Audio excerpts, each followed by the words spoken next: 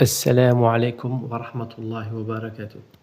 Aujourd'hui, on va répondre à une autre question essentielle. Pourquoi suivre une école, un seul madhab, est si important quand on débute? Aujourd'hui, beaucoup de jeunes qui veulent apprendre l'islam se retrouvent perdus. Pourquoi? Parce qu'ils commencent sans base solide. Ils apprennent seuls, souvent sur Internet, sans accompagnement, sans méthode, sans enseignant.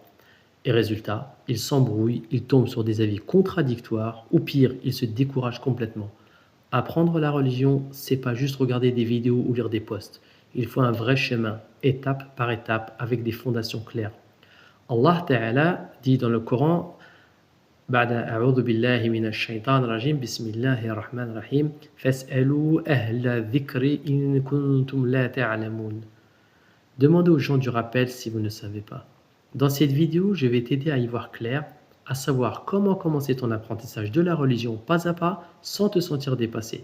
Et justement, pour avancer sereinement, sans t'éparpiller, tu as besoin d'un cadre, un chemin structuré, fiable, qui a fait ses preuves. Et c'est là que suivre une école, un madhab, prend tout son sens. Ibn Taymiyyah, rahimahullah, disait: il est obligatoire pour les gens de demander un avis religieux à un savant reconnu d'un madhab précis, car cela évite la confusion et l'ignorance. Quant à celui qui n'a pas les outils pour comparer entre les avis, il doit suivre un savant digne de confiance.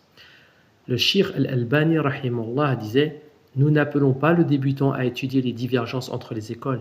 Il doit suivre un madhab jusqu'à ce qu'il soit assez fort pour distinguer ce qui est correct. Sinon, il va se perdre. Alors concrètement, quelles sont ces 4 écoles dont on parle? Il y a 4 écoles, toutes reconnues, toutes basées sur le Coran et la Sunna. L'école Hanafite, la plus ancienne, fondée par l'imam Abu Hanifa. L'école Malikite, fondée par l'imam Malik, très présent au Maghreb et en Afrique de l'Ouest. L'école Shafi'ite, fondée par l'imam Ash-Shafi'i, très suivie en Asie et au Yémen.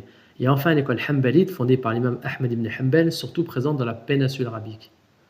Abonne-toi pour avancer pas à pas avec une méthode claire et surtout ne t'éparpille pas.